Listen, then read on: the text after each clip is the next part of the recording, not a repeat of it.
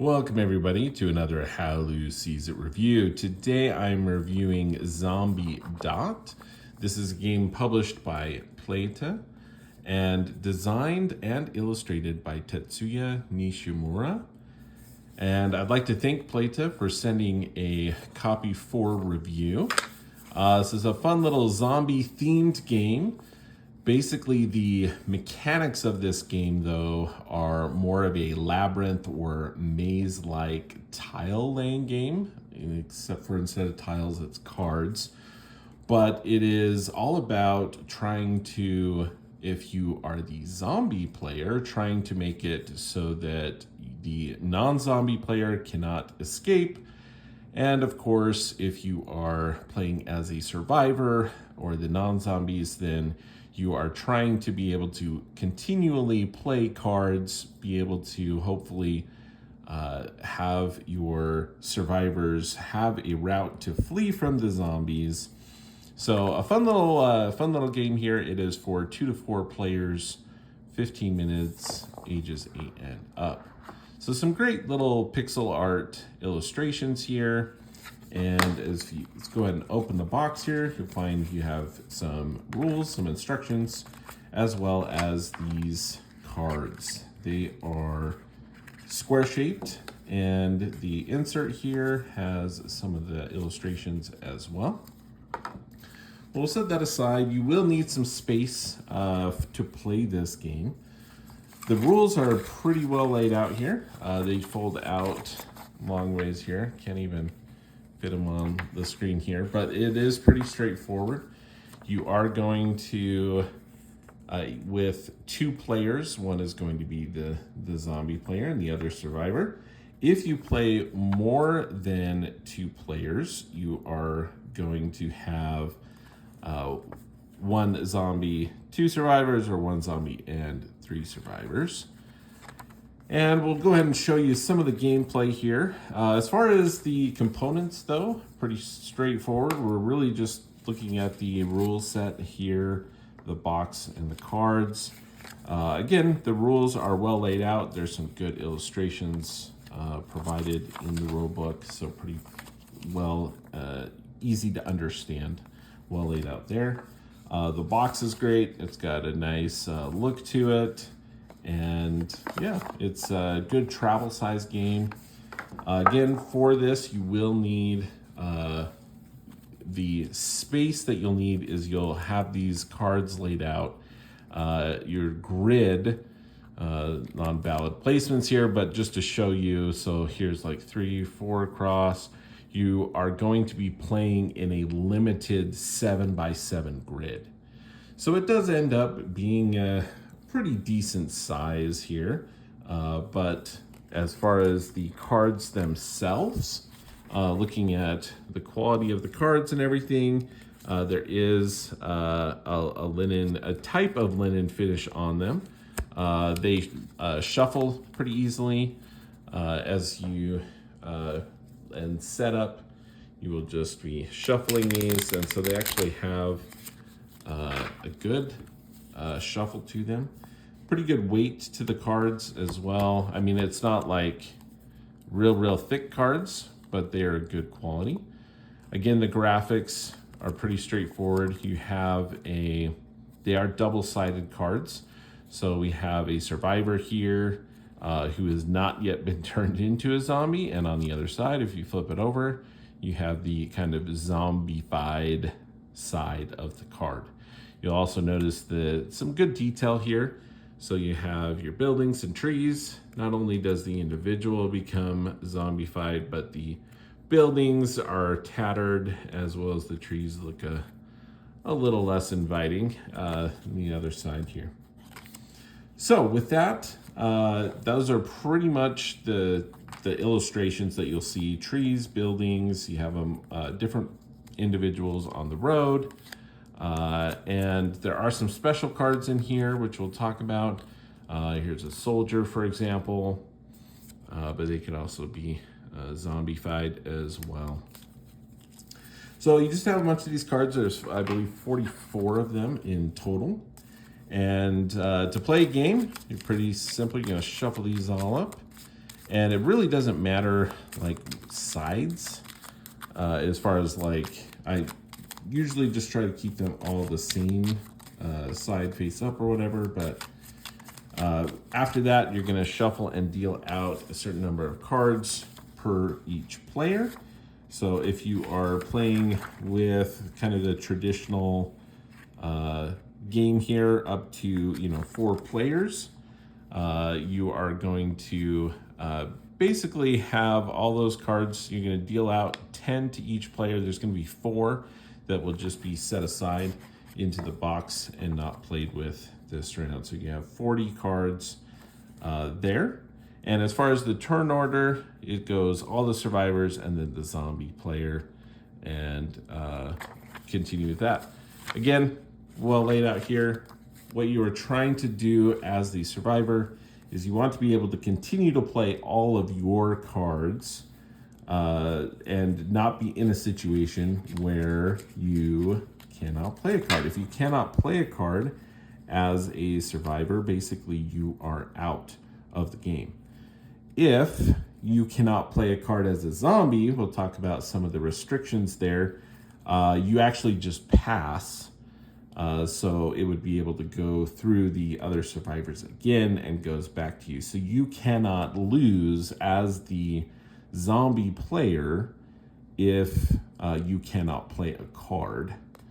You basically lose if all the survivors are able to play out all of their cards, then you would have lost. So, but you're basically trying to make it more difficult for the survivors. So with that, when a card gets played, they all need to be facing the same direction. So that is an important element. I would not be able to play this card like this because this policeman is facing this way and the person is facing this way. So I would need to place it like this for that to be a legal play. So again, example, this is legal. You do not need to match the buildings and trees. You're really just matching roads. I would not be able to play a card like this as this does not connect, as well as it's the wrong direction. But again, I could play this here even though this tree is next to the building there. I don't need to match like this. So when you are playing, you need to be able to play matching as a survivor. When you play, you need to be attached to at least one other survivor.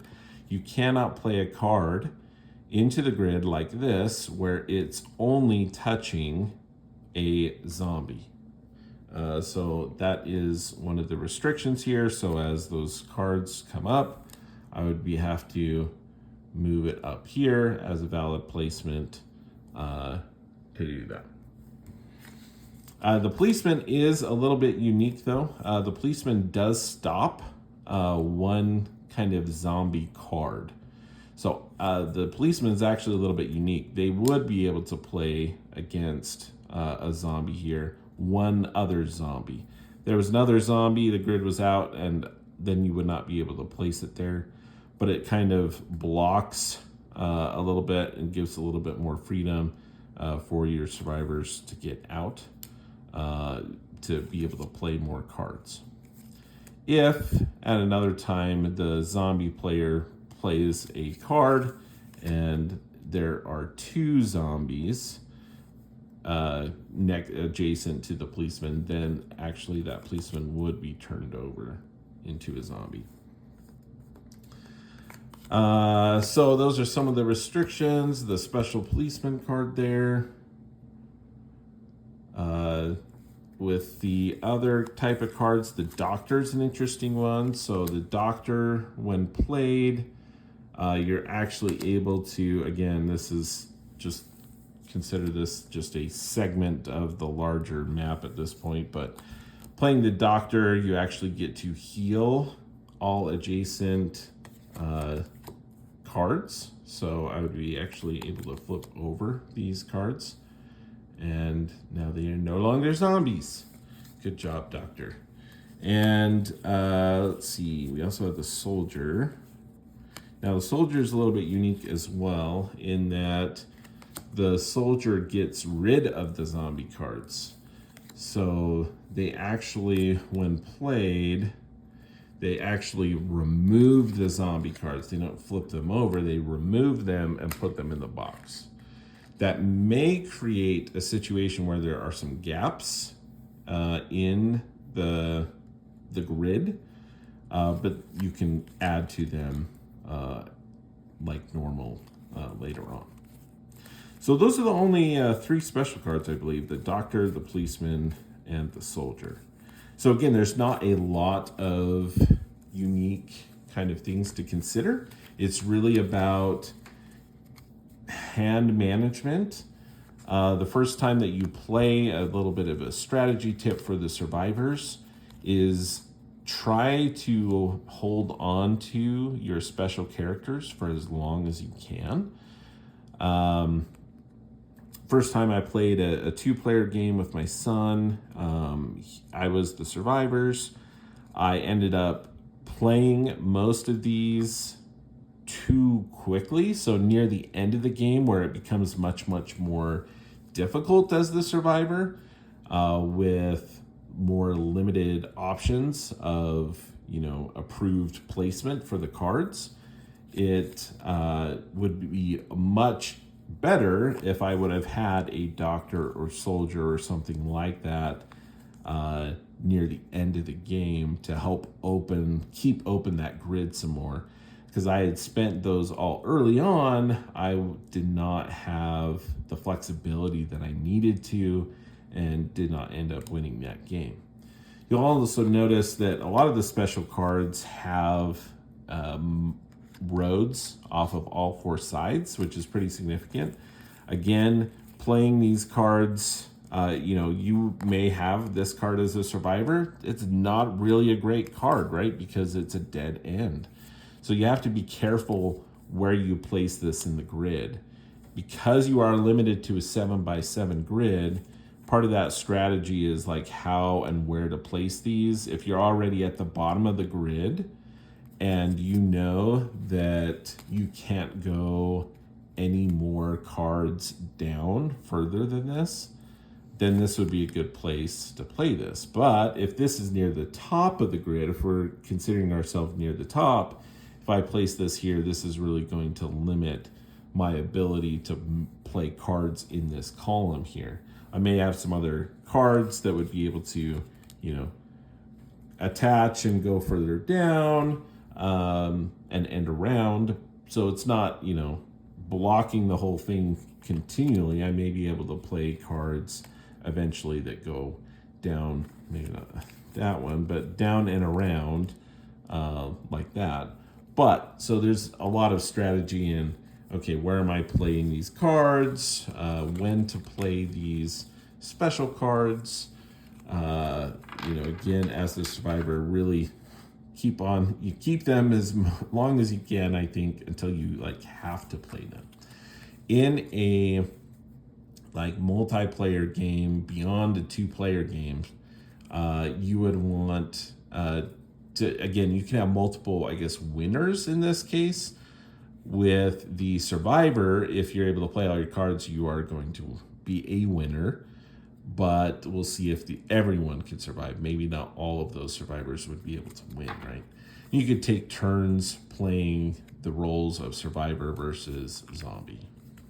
And really that is the game of Zom-bie. Pretty simple game, but fun, interesting. Again, a game where strategizing and spatial placement of these cards and making sure that you are playing in such a way that you are keeping your options open as much as possible. And the zombie player is the exact opposite. They are really trying to play cards that are going to limit the survivor's play as much as possible. And that is Zom-bie. Great little game, and great getting closer and closer to October. Looking for some zombie themed games. There's quite a few out there, but this is a fun little card game that is a great travel, quick play. 2 to 4 players works out well. So that is how Lou sees it.